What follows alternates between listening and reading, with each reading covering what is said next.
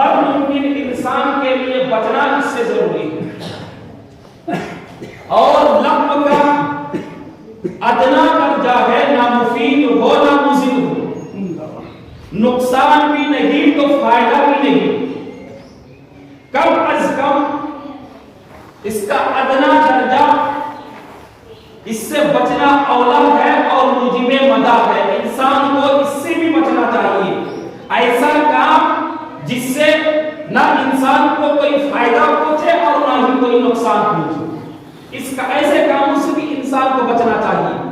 اور حدیث شریف کے اندر آتا ہے، اللہ کے نبی صلی اللہ علیہ وسلم نے فرمایا من حسن اسلام المرء ترک ما لا یعنیہ، کہ انسان کا اسلام جب اچھا ہوتا ہے جبکہ وہ بے فائدہ چیزوں کو اور بے فائدہ کاموں کو چھوڑ دے. جن کاموں کے کرنے سے انسان کا نہ تو کوئی دینی فائدہ متعلق ہے اور نہ ہی دینی نقصان متعلق ہے، یہ تو ادنا درجہ ہے جو انسان کے لیے مفید بھی نہیں مضر بھی نہیں، اس سے بچنا چاہیے.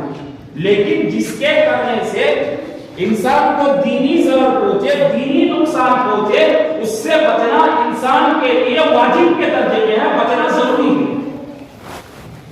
اس لیے اس کو جو ہے ایک مومن کامل کا خاص وصف قرآن کریم کے اندر قرار دیا گیا ہے کہ پہلا وصف مومن کامل کا یہ ہے کہ وہ نماز کے اندر خشوع اختیار کرے گا. دوسرا وصف مومن کامل کا یہ ہے کہ وہ لغو چیزوں سے پرہیز کرے گا، لغو باتوں سے، لغو کلام سے اور لغو کاموں سے پرہیز کرے گا، اپنے آپ کو دور رکھے گا. اور مومن کامل کا جو تیسرا وصف قرار دیا گیا ہے وہ ہے زکات. والذین ہم للزکاة فاعلون. زکات کا لغوی معنی پاک کرنے کے آتے ہیں، اور اصطلاح شرع میں اگر زکات کا آپ معنی لیں گے تو مال کا ایک خاص حصہ کچھ شرائط کے ساتھ صدقہ کرنے کا نام زکات کہلاتا ہے. اور قرآن کریم کے اندر جہاں بھی یہ لفظ زکات استعمال ہوا ہے عام طور پر کسی اصطلاحی معنی میں استعمال ہوا ہے. اور اس آیت کریمہ کے اندر بھی والذین هم للزکاة فاعلون، یہاں پر بھی زکات سے زکات کا اصطلاحی معنی مراد ہو سکتے ہیں، لیکن اس پر صبح کیا جاتا ہے. اس صبح کے پیچھے ہمیں نہیں پڑھنا ہے، لیکن پھر بھی میں ویسے سنا دیتا ہوں کہ جو صبح کرتے ہیں تو وہ لوگ کہتے ہیں کہ یہ زکات،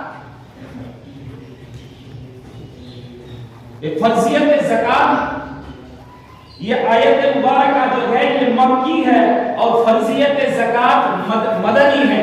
یعنی جناب نبی کریم صلی اللہ علیہ وسلم جب مکے کے اندر موجود تھی تو اس وقت یہ آیت مبارکہ اتری تھی اور اس وقت زکات فرض نہیں ہوئی تھی. اور جب آپ مکہ المکرمہ سے ہجرت کر کے مدینہ المنورہ تشریف لے کر کے چلے گئے اور مدینہ منورہ پہنچ گئے، اس وقت زکات کا حکم ہوا. اور جب مکے کے اندر یہ آیت اتری، مکے کے اندر زکات فرض نہیں ہوئی تھی اور یہ آیت مکی ہے، تو پھر یہاں پر زکات سے زکات کا اصطلاحی معنی مراد نہیں ہوگا بلکہ لغوی معنی مراد ہوگا. مال کا ایک خاص حصہ کچھ شرائط کے ساتھ صدقہ کرنے کا نام زکات ہے، یہ اصطلاحی معنی ہے زکات کا. تو کہتے ہیں یہ اصطلاحی معنی مراد نہیں ہے بلکہ لغوی معنی مراد ہوگا. یعنی زکات کا جو لغوی معنی ہے پاک صاف کرنے کے، تزکیہ نفس، یعنی نفس کا تزکیہ کرنا، اپنے نفس کو رذائل سے بچانا، گندگیوں سے بچانا، اپنے عادات و اخلاق کو پاک اور صاف کرنا، اپنے اندر کو ستھرا کرنا، یہ مراد ہے. لیکن اس پر ابن کثیر اور بعض مفسرین نے یہ جواب دیا ہے کہ فرضیت زکات مکے کے اندر ہی ہو چکی تھی، اس لیے کہ قرآن کریم کے 27ویں پارے 29ویں پارے کے اندر جو سورہ مزمل کے اندر اقیم الصلاۃ کے ساتھ وآتوا الزکاۃ کا ذکر آیا ہے اور یہ سورۃ بالاتفاق مکی ہے. اور اس کے اندر اقیم الصلاۃ کے ساتھ وآتوا الزکاۃ کا لفظ کا استعمال کیا گیا ہے.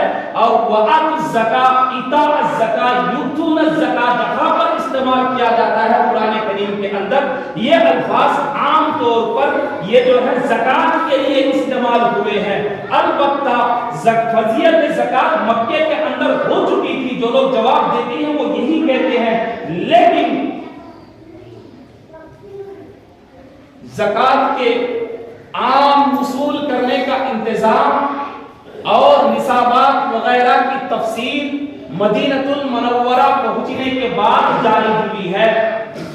لہذا جو لوگ فرضیت زکات کو ہجرت مدینہ کے بعد کا حکم قرار دیتے ہیں ان کا یہی منشا ہے، اور جو لوگ فرضیت زکات کو مدینہ منورہ پہنچنے کے بعد کے احکام قرار دے رہے ہیں وہ لوگ یہاں پر زکات سے زکات کا لغوی معنی تزکیہ نفس مراد لے رہے ہیں کہ تزکیہ نفس یعنی اپنے نفس کو رذائل سے پاک کرنا.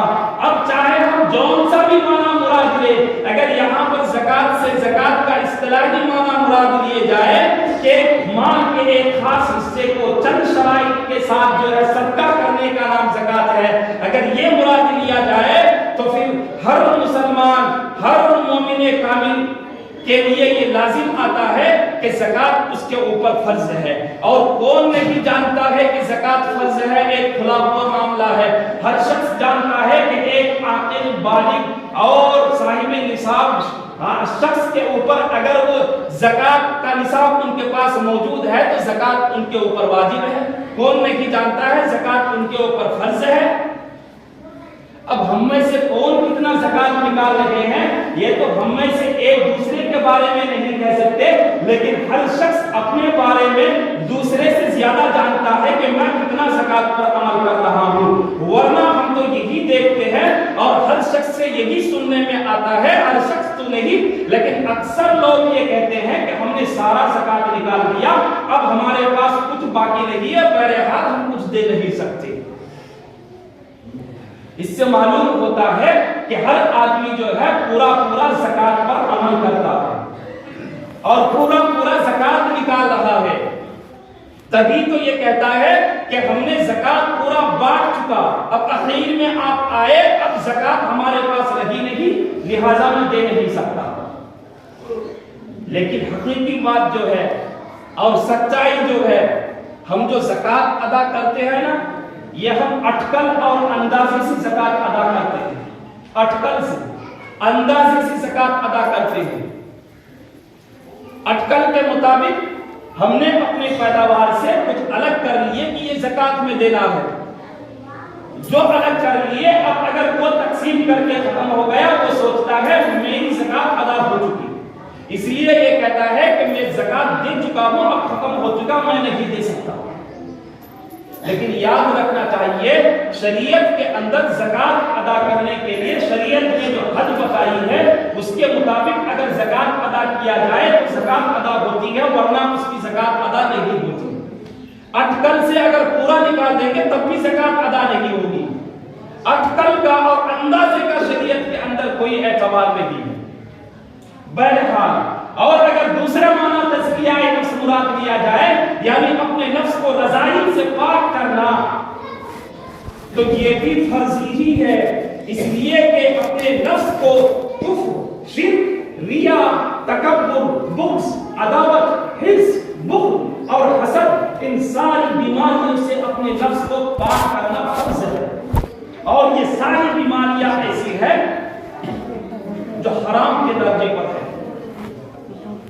ان سے بھی اپنے نفس کا تزکیہ ضروری ہے، اپنے نفس کو رذائل سے پاک کرنا ضروری ہے. اور یہ عام بیماریاں ہیں انسانوں کے اندر، حسد کرنے کی، بغض کرنے کی، عداوت اختیار کرنے کی، حرص کرنے کی، بخل میں مبتلا ہونے کی.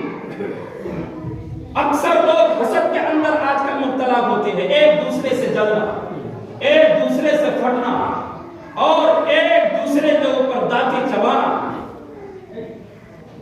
موقع ملے تو دانتوں سے بالکل چبا ڈالے. یہ عام بیماریاں ہیں، اسی لیے اس کو بھی جو ہے تیسرا وصف جو ہے مومن کامل کا قرار دیا گیا ہے قرآن کریم کے اندر. اور چوتھا وصف ہے حرام سے اپنے آپ کو بچانا. والذین هم لفروجهم حافظون الا على ازواجهم او ما ملكت ايمانهم فانهم غير ملومين.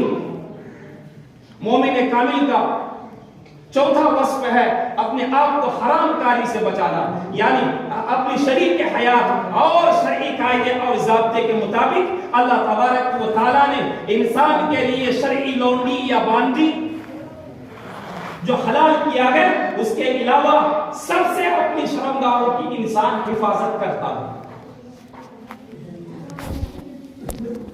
یعنی اللہ کے حلال کردہ اور لائق کردہ